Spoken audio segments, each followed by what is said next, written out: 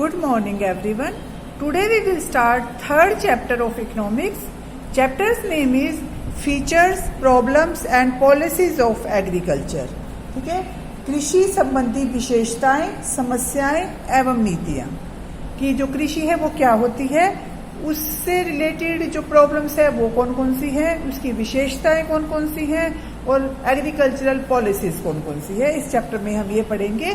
तो सबसे पहले है व्हाट इज एग्रीकल्चर। एग्रीकल्चर है वो एक लैटिन भाषा का शब्द है। ये दो शब्दों से मिलकर बना है, एग्री प्लस कल्चर। एग्री का मतलब होता है खेत या फील्ड, ठीक है, और कल्चर का मीनिंग होता है कल्टीवेशन। तो एग्रीकल्चर का मतलब हुआ, इसका मतलब कि फील्ड में कल्टीवेशन करना। एग्रीकल्चर इज द आर्ट और science of production of crops and livestock on a farm. Agriculture में खेतों में काम करने के अलावा पशुपालन, ठीक है, और मत्स्य पालन ये भी आता है। अब है importance of agriculture in the Indian economy, या कृषि का भारतीय अर्थव्यवस्था में क्या महत्व है। कृषि का बहुत महत्व है। हम पिछले चैप्टर्स में भी कर चुके हैं बेटा कि जो हमारी इंडिया की इकोनॉमी है उसकी रीढ़ की हड्डी है एग्रीकल्चर, ठीक है। बहुत सारे लोग हैं वो एग्रीकल्चर में लगे हुए हैं, उससे अपनी आजीविका कमाते हैं, ठीक है, उससे अपने घर का पालन पोषण करते हैं। तो एग्रीकल्चर है वो बहुत इम्पोर्टेंट है। तो इसके हम पॉइंट्स करते हैं, कौन कौन से हैं।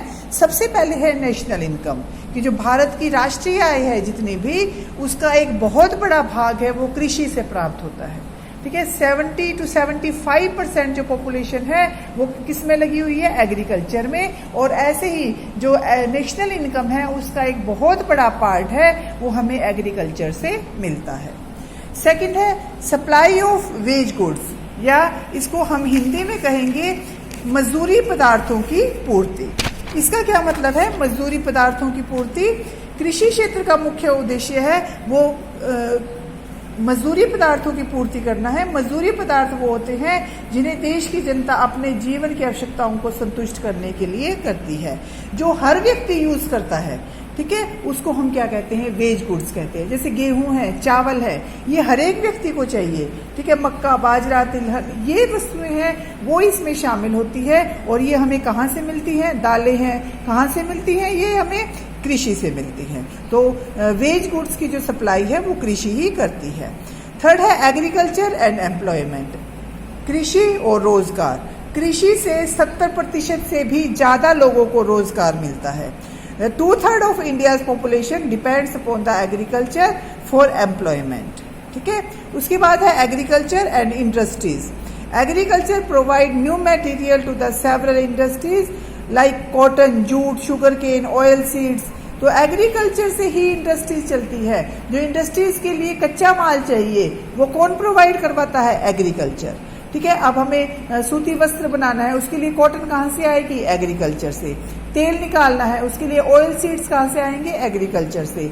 चीनी बनानी है, उसके लिए जो रॉ मटेरियल है वो कहाँ से आएगा, शुगर केन, मतलब एग्रीकल्चर से। तो जो पूरी इंडस्ट्रीज होती हैं वो सारी ज्यादातर एग्रीकल्चर पर डिपेंडेंट होती हैं।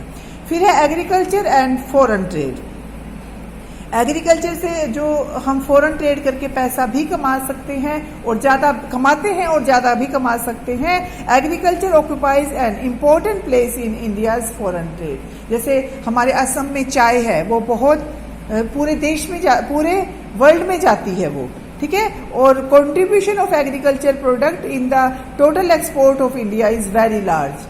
जो एग्रीकल्चर का कंट्रीब्यूशन है पूरे इंडियन ट्रेड में वो बहुत ज्यादा है। क्या क्या एक्सपोर्ट होता है, T, jute, cashew nuts, tobacco, coffee, spices मतलब मसाले। तो ये सारी चीजें हैं वो सारी सप्लाई होती हैं बाहर के देशों को, एक्सपोर्ट होती हैं। 6 पॉइंट इज इंटरनल ट्रेड। जो देश के अंदर ही ट्रेड होता है, एक स्थान से दूसरे स्थान पर पहुंचाई जाती हैं वस्तुएं, उसको हम कहते हैं इंटरनल ट्रेड, ठीक है। जैसे पंजाब से हरियाणा पहुंचानी है, बिहार से पंजाब पहुंचाना है, तो ये इंटरनल ट्रेड कहते हैं इसको, जो देश के अंदर ही एक स्थान से दूसरे स्थान पर पहुंचाई जाती है। Food grains trade provide employment to the large number of people and sufficient revenue to the government in the form of various tax. ठीक है। तो ये सारी चीजें फूड ग्रेन्स हैं, वो जैसे पंजाब में, हरियाणा में और मध्य प्रदेश में, यहाँ पर सबसे ज्यादा गेहूं होता है, यहीं से सब जगह सप्लाई होती है गेहूं की, ठीक है।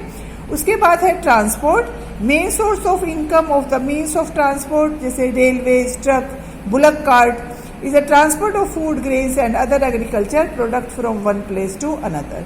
ट्रांसपोर्ट है, उनको आजीविका का साधन मिलता है, क्योंकि एक स्थान से दूसरे स्थान पर पहुंचाने के लिए ट्रांसपोर्ट चाहिए, तो इससे जो ट्रांसपोर्ट का काम करते हैं उन व्यक्तियों की इनकम बढ़ती है। उसके बाद है गवर्नमेंट इनकम, गवर्नमेंट की इनकम बढ़ती है। The government derive a significant portion of their income in terms of land revenue. Government को एक बहुत बड़ी आय का हिस्सा है, वो धरती पर लगान लगाने से मिलता है। Land revenue has been conventional source of income for the state, ये बहुत बड़ा सोर्स है, इससे इनका जो लैंड रिवेन्यू लेती है गवर्नमेंट किसानों से, तो उससे गवर्नमेंट को बहुत बड़ा इनकम का भाग प्राप्त होता है, ठीक है। और लास्ट 9th पॉइंट है आपका wealth of nation.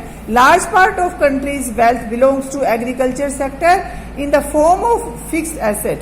Land occupies highest rank in India, ठीक है। जो हमारे देश में धरती है वो ज्यादातर इसी काम में, कृषि के काम में ही लगी हुई है, तो इसको हम वेल्थ ऑफ नेशन कहते हैं, कृषि को, ठीक है। राष्ट्र का धन कहते हैं इसको।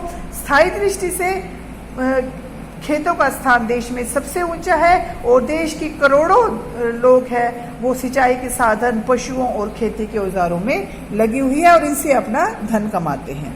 फिर है इंटरनेशनल रैंकिंग या अंतर्राष्ट्रीय प्रतिष्ठा। भारतीय खेती का स्थान अगर अंतर्राष्ट्रीय स्तर पर देखें तो वो बहुत ऊंचा है।